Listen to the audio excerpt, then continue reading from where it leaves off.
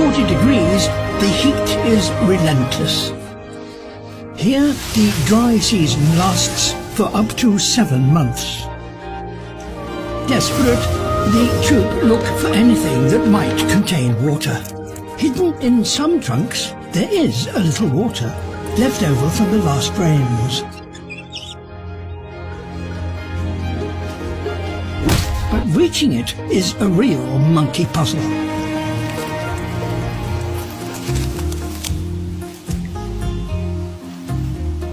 Having watched all the others try, the mother finally gets her turn.